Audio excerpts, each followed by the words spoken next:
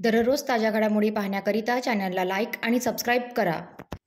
Police Thane सदर येथून प्राप्त माहितीनुसार आरोपी दिगंबर ढेरे यांनी मोटार अपघात दावा न्यायाधिकरण नागपूर येथे नाझर या पदावर कार्यरत असताना आरोपी राजश्री दिगंबर ढेरे, किरण आंचलवार, सचिन नथुजी गंधारे, पितांबर मणिराम धारकर, आदेश पितांबर धारकर, ओम दत्ता जारे, उज्ज्वला भीमराव भगत, रीना हरीश भगत, गोपाल दत्ता जारे, भीमराव नारायण भगत, हार्दिक शुभेच्छा कॉटन प्रा लिमिटेडचे संचालक, गंगा ट्रान्सपोर्टचे मालक व संचालक, अपेक्स ट्रेडिंगचे मालक व संचालक व हारू अँड ढारू कन्स्ट्रक्शनचे संचालक व अज्ञात सरकारी खाजगी व्यक्ती संस्था कंपन्या यांच्याशी संगनमत आणि कटकारस्थान रचून सदस्य मोटार अपघात दावा न्यायाधिकरण नागपूर तथा आहरण आणि संवितरण अधिकारी यांची दिशाभूल करून वर्ष 2020 ते 1/2021 पावे तो एकूण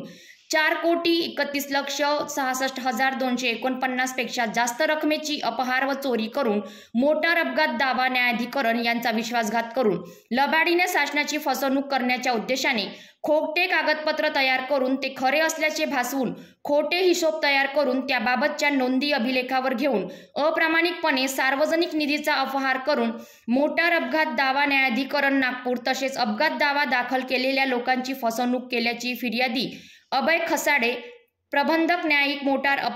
अपघात दावा न्यायाधिकरण नागपूर यांच्या तक्रारीवरून 15 आरोपींना अटक करण्यात आली असून यातील फरार आरोपी दुर्योधन भोलानाथ ढेरे यास आर्थिक गुन्हे शाखेकडील तपास पथकाने शिताफीने वाशिम येथून अटक करून न्यायालयासमोर समक्ष हजर केले असता न्यायालयाने दिनांक 1 जून 2024 पर्यंत पोलीस कोठडी रिमांड दिला असून पुढील तपास सुरू आहे।